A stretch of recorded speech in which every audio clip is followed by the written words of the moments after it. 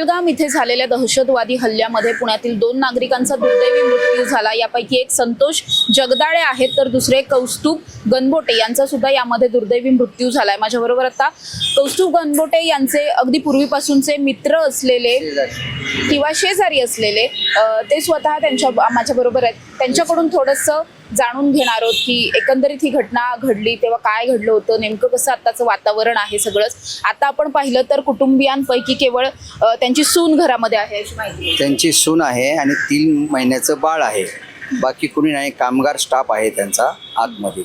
मुलगा त्यांचा दिल्लीला गेलेला आहे, म्हणजे तिकडे काश्मीरला गेले, श्रीनगरला गेले त्यांचा आणायला, म्हणजे जे वडील वारले त्यांच्या आई वडिलांना भेटायला तिकडे गेलेला आहे। तुमचे आणि त्यांचे जुने संबंध होते चांगले?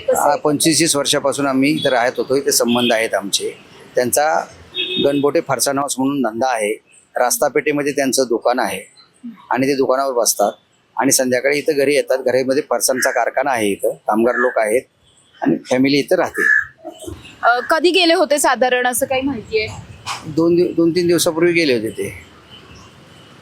आणि आता हे सगळं घडल्याच्या नंतर इथल्या नागरिकांमध्ये कसं वातावरण आहे एकंदरीत? ना आता सगळे परिसरामध्ये त्यांचं राहणं चांगलं होतं पूर्वीपासून, कोणाला त्रास नाही काही नाही असं, आणि समाजामध्ये चांगलं राहणं असल्या कारणाने लोकांना हाय वाटतेच ना थोडीशी, की मग आपला हळूहळू वाटतेच किंवा आपला चांगला माणूस गेला। आणि वय फार नव्हतं, 56 वर्ष 55-56 वर्षाचं वय होतं। इतक्या मोठ्या उद्योग समूहाचे ते मालक होते। पुण्यात अनेक प्रसिद्ध दुकानं त्यांची आहेत, खूप भागांमध्ये दुकानं आहेत। असं सगळं असताना अगदी आनंद साजरा करण्यासाठी फिरायला म्हणून गेले आणि अशा पद्धतीचा दुःखद प्रसंग ओढवणं हे तुम्हाला किती त्रासदायक वाटतं? ना आता मलाच काय, सर्वांनाच ते वाईट वाटतंय ना।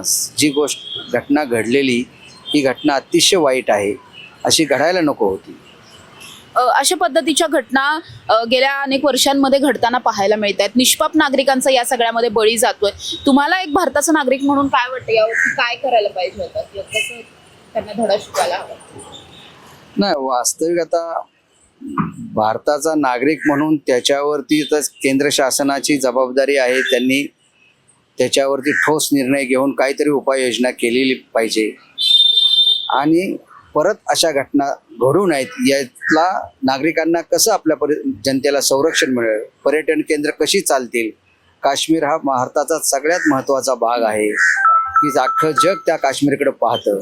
अशाचं संरक्षण आणि सर्व जगातील लोक, भारतातील लोक तिथं फिरू शकतील अशा पद्धतीचं वातावरण, खेळामेळाचं वातावरण कसं तिथे निर्माण होईल अशा पद्धतीचे नियोजन केंद्र शासनाने करणं गरजेचं आहे।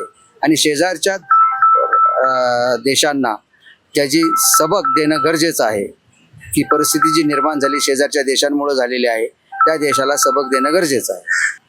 नक्कीच आपण बघतोय की कौस्तुभ गणबोटे यांचे शेजारी माझ्या बरोबर होते। त्यांनी ज्या पद्धतीने माहिती दिली त्या पद्धतीने अनेक वर्षांपासून ते या परिसरामध्ये वास्तव्याला होते। कधी कुणाशी कुठल्याही पद्धतीचे वाद नव्हते, अगदी सगळ्यांची मिळून मिसळून राहणारा त्यांचा स्वभाव होता। पत्नी बरोबर फिरायला गेलेले होते आणि हे सगळंच जी दुर्दैवी घटना आहे ती घडलेली आहे। आता त्यांचा मुलगा स्वतः कुणाल जो आहे तो सुद्धा त्या ठिकाणी वडिलांचं पार्थिव जे आहे ते घेण्यासाठी गेलेला आहे। पुढच्या काही वेळामध्ये या ठिकाणी दोघांचीही पार्थिव अर्थात संतोष जगदाळे आणि कौस्तुभ गणबोटे यांचं पार्थिव त्यांच्या निवासस्थानी पोहोचणार आहे। नंतर त्यांच्यावरती अंत्यसंस्कार सुद्धा होतील। मात्र या संपूर्ण घटनेमुळे संपूर्ण पुणे शहरातून हळहळ व्यक्त केली जाते। कॅमेरा पर्सन अमित सह समृद्धी जाधव, टॉप न्यूज मराठी, पुणे।